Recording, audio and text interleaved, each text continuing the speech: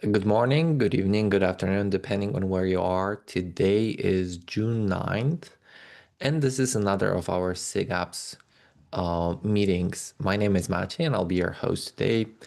A set of quick announcements before we jump into the main discussion topics. The first one, 134 key dates are enhancements freeze is on June 20th. So that's the next Friday, not this one, but the next Friday. So make sure that you get all your enhancements and PRR approved by the appropriate SIG approver and PRR approver. And then the next important date to remember is that the code and test freeze for your 134 enhancements is July 24th. So that's a little bit longer than a month from today. I've linked the entire schedule in the agenda. One more announcement or reminder: there's a Node Lifecycle Working Group proposal that is waiting for reviews from everyone around in the community. Make sure to leave your comments if you have any interest in that particular work. So that is all when it comes to announcements. We can move over to the main discussion topics. And I'm not sure how to pronounce your name, whether that's Ajay or Ayai. That AJ works. AJ, okay, cool. Do you want me to share your screen, or do you want to share your screen? I actually would appreciate if you could share the center permissions to me. I could share the screen. Okay, sure. Let me make you a co-host, and I'm gonna stop sharing, and you should be able to share your screen. Okay, hope my tab is visible. So I'm here to discuss today a proposal on node readiness gates. It's provisionally accepted, and it's basically from GKE node team, and SIG node accepted this and also reviewed this with SIG scheduling and SIG networking, who are like the primary customers on this today. I want to go over the um, proposal first. It's basically solving the problem of how kubelet has this ready status, which is essential, but it is often insufficient to solve complex application workloads that are waiting on node being fully equipped or ready to run the workloads. Many applications rely on the underlying node level dependencies, like example CNI readiness, or in the case of service mesh, the service identity need to be established, or certain security agents need to be ready on the node before node can run workloads for compliance reasons. Maybe observability agents need to collect metrics or logs from the start to capture like what's happening on the node right from the beginning. So these these workloads rely on daemon sets to deploy on the node, but there is no mechanism today to establish that node could be able to establish that like its ready workload is acceptance point is ready. That's what we intend to solve with node readiness gates. It basically gives a declarative mechanism for node to give the prerequisites to achieve beyond the basic ready condition, which is not changed today to add clarity. So how it works, there is a new field in NodeSpec called readiness gates. It would list conditions that will be satisfied by the critical components. Now these components can be within the node. This will be installed, these can be like system critical components installed as daemon sets. So the daemon sets, once the agent is installed or like established, it is ready, it will post this, patch this um, condition on the status or conditions on the node. There would be a control plane component. We are seeing this in KCM as a controller. It can be the existing node controller. We are still discussing on the implementation specifics. It would try to match whether the intent, the prerequisites from the spec.readiness gates are satisfied by what is observed on the node, status or conditions. Once it is satisfied, once the needs are met, and then the scheduling would be allowed. That's like the high level proposal. Um, I want to quickly give over the API changes and how it will look like. So user adds readiness gates like Cilium ready or storage certain CSI driver that would need time to establish the volume templates. Without this, scheduler doesn't have idea whether it can assign pods on the nodes. And the components themselves, the sidecar container running on the Cilium daemon set could patch the Cilium ready condition once the Cilium is installed and it is ready. And then there is the CSI plugin, which could, once a node registrar verifies the CSI plugin is up and the volume statuses are correct, it would patch this condition, storage, CSI driver ready. And the node controller would see that the readiness gates are all satisfied by the observed conditions.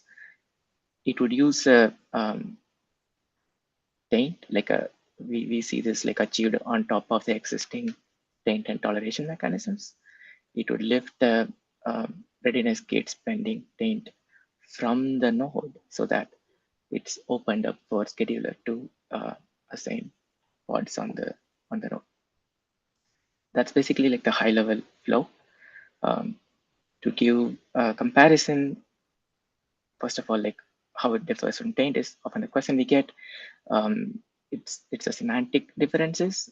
We see that node being able to establish clearly its readiness, it's a need, and it will give the user to allow what are all the requirements or prerequisites that need to be met on Bootstrap.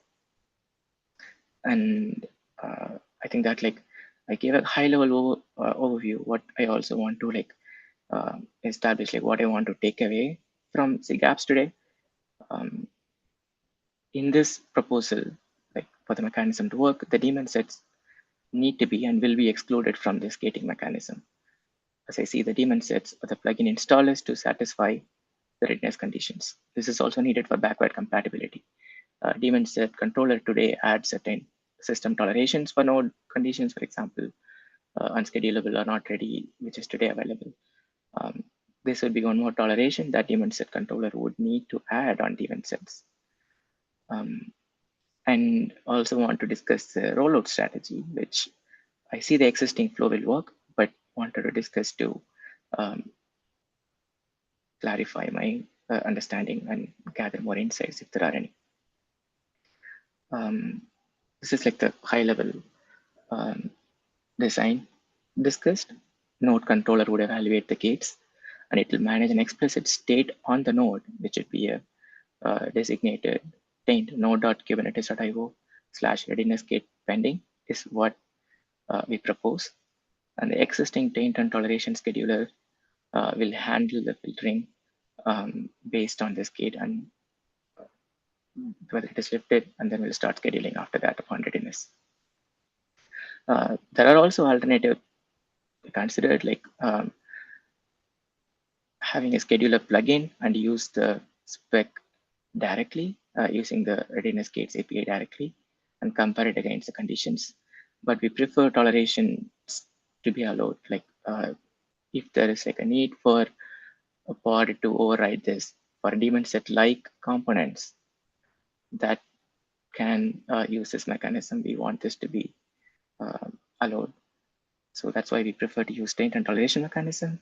And also there are other aspects we discussed. Why not use existing not ready taint and use this based on the conditions? I think that's again goes back to backward compatibility. We don't know how that taint is being used. If there is like any lifecycle component or something else that watches that or manages that, we don't want to be two components trying to achieve the same thing to avoid race conditions. And we also handled about discussed about mapping each taint to its own readiness kit. That also opens up many large number of taints need to be managed, like increases the API load. So these are the options we have discussed, like for implementation.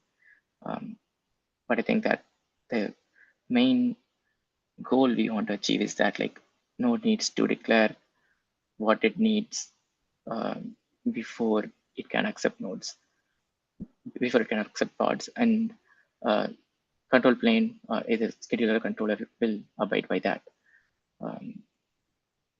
declarative spec by the node. That's the goal, and I think that like this would be the high level flow. But I want to stop here and maybe like open this for discussion and gather feedback, discuss this further.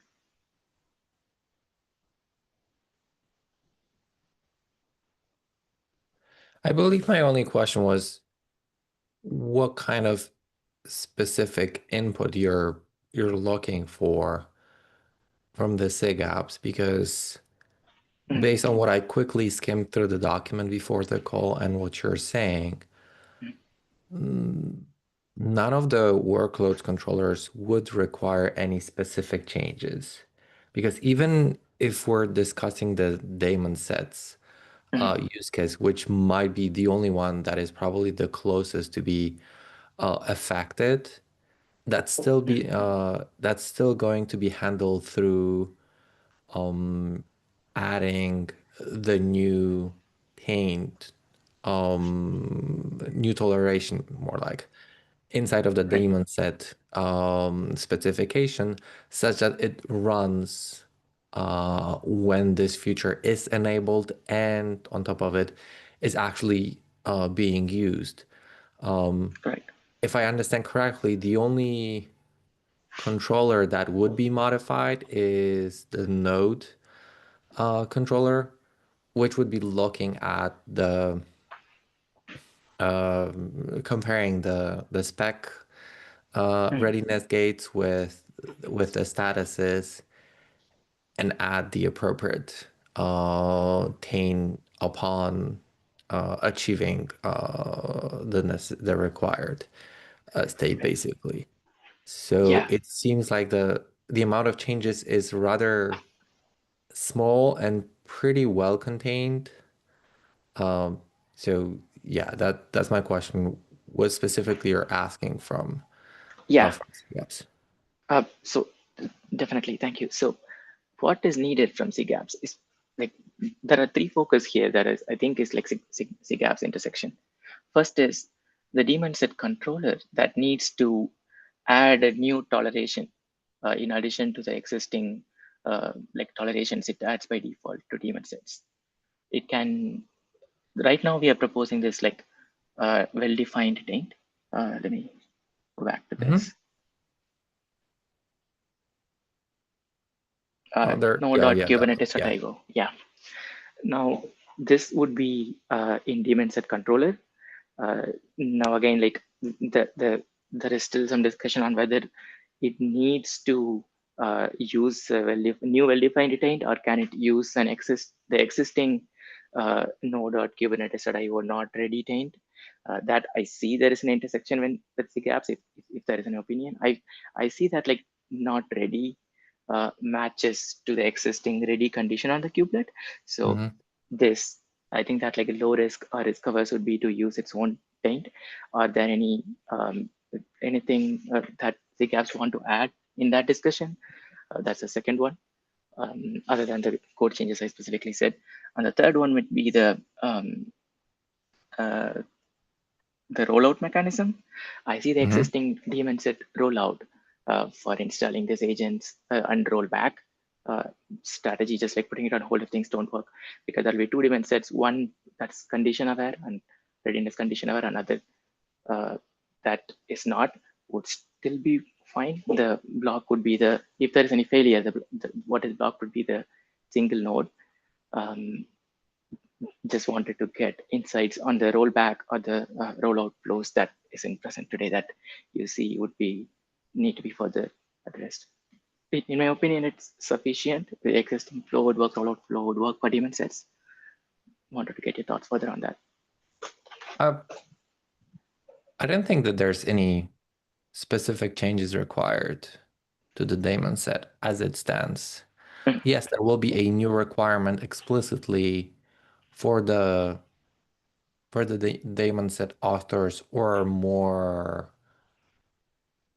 for the cluster administrators who are Mhm. managing the appropriate workloads. Uh, but I believe that's perfectly reasonable approach because they will be the ones who will be enabling the node readiness Yeah, gate. So yeah, they will be responsible for defining what kind of conditions are required Mhm. to reach the proper node readiness. Yeah, And with that, they will be also capable of identifying the necessary daemon sets that needs to be updated. right. The changes that will have to happen will be primarily in the inside of the the daemon set Yeah. logic, Mhm. not the controller, but more like the apps that are running your in your examples. That one of the examples was Cilium, something else. Yeah, Those will be the ones that will have to be modified right. uh, to inject those new conditions. Right. But as a whole, this mechanism is written such that it is both forwards and backward compatible. Yeah. Because in case you decide to roll back, it'll be sufficient for you to just drop um, the new node readiness gates and you're back at the previous Yeah. uh, logic flow. And if you add them back, it'll be working. And even if you roll back controller manager or the API server, the data will be on the server, but they won't be acted on. Right. So I believe the approach is correct. I remember looking through the document that Philip had some objections around tighter coupling the taint with the daemon set. Mhm. I will honestly admit that that's not something that I would be inclined to push forward. Mhm. I believe having this separate is a better approach long term. And to answer one more question, whether a separate taint or reusing the node ready, Mhm. ideally, reusing node ready would be the best option. But then again, that will probably be a breaking change because in between releases, we would change how the node ready taint is being applied and what it actually means. So for convenience, I will probably go with node ready, Mhm. but for um, from maintenance point of view and from production readiness, I would probably encourage a entirely separate taint. But like you said, that's something that the SIG node will have to agree on. And I believe that will be something between SIG node and eventually SIG scheduling because they will be the Yeah. one Okay.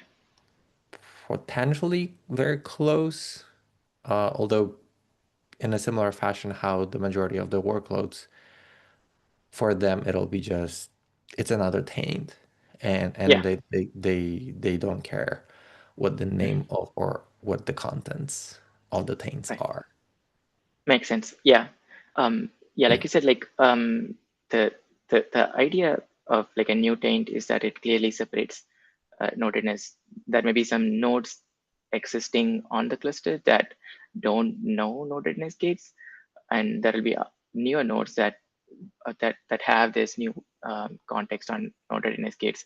Now, a controller that managing this uh, in a similar fashion, and it would mean two different way for certain nodes and other certain nodes. I guess I mean it's okay in a point of view, but having that like two semantic meaning, it's also something I'm bothered about.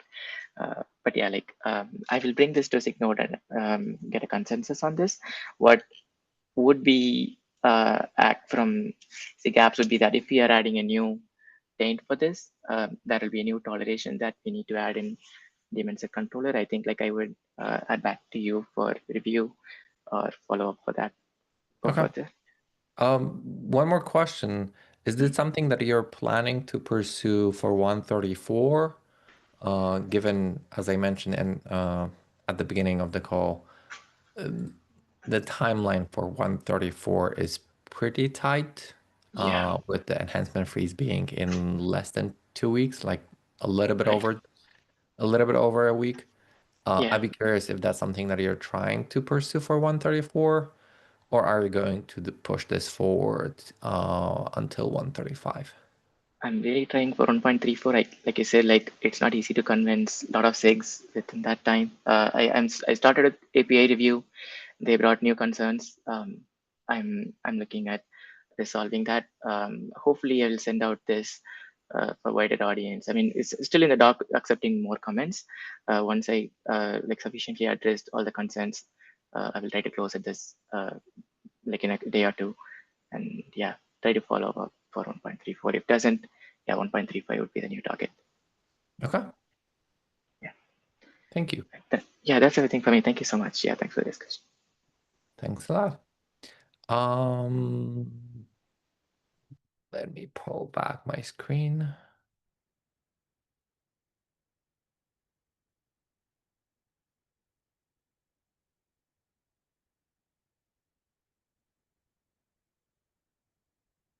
The next topic was from, let me see where, uh, from Huawei Wen. I do hope that I pronounce your name correctly. Do you want to share your screen, or do you want me to just open the cap? And I think you can open the link. Mm-hmm. Okay, so I have shared this cap with you before, so maybe I think you already familiar with this. Yes. Yeah, I remember the discussion about this topic. We've been going back and forth around which parts of the volume claim template should be modifiable. Yeah, so the first question I want to make clear is, will this be acceptable for 1.34? I haven't looked at it yet, but we can definitely open it up for 134, and I can opt it in for 134, and I can queue it up for review this week, and then you'll just need to make sure that I don't know who we have, Wojtek. Okay. Um, I haven't received any production readiness review yet. So huh. Normally the folks from production readiness are waiting for SIGs, in this case SIG apps, to review the initial version once the SIG app, so that will be currently me. Once I have the initial review and I'll be okay with the changes. And in general, I remember that the only part where we disagreed was what scope of changes should be allowed. And if you were able to apply the suggestions that I had before, uh, in that case, I don't think that there should be any major changes. Um, I won't be able to look through this particular document today, but I can ensure to um, I can ensure to queue it up for tomorrow. I would probably, I'm just scrolling through the document. The couple of bits that I can already tell you, you can go and ensure that the appropriate checkboxes in this part are properly filled in, and make sure that because I see that design details are pretty accurate. Since this is targeting alpha, you won't be having any tests, but you are explicitly describing what kind of tests you are expecting to add. Make sure that the document is matching the current template. I can't remember when you were filling it the last time. Yeah, I have And then seen. make I sure have. that all the questions from the PRR that are covering the alpha are filled in, such as like the monitoring requirements, the metrics, because I believe those will be the parts that that will be changing currently. But mostly it should be okay. Yeah, thank you. By the way, did you get someone from storage to review this cap since they are mentioned as a participating SIG? It would be good to get someone from SIG storage to also review this thing. Yeah. Okay. I will. I will try. I see that Xing Yang is mentioned. If I remember correctly, she's from SIG storage. So getting Yes. her to review this particular document would be also important.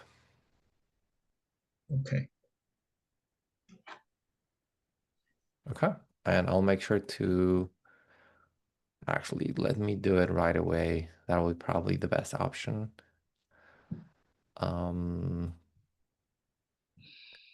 We can tag it immediately for or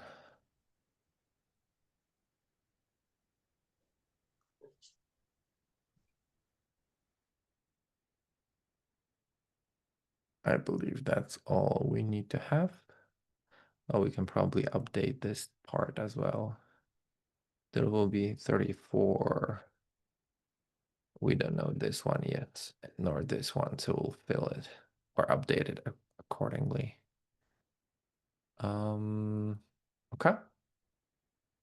The label should, yeah, there's the label and the milestone. So it's already pulled in into 134, and I'll make sure to have a review for this thing tomorrow morning.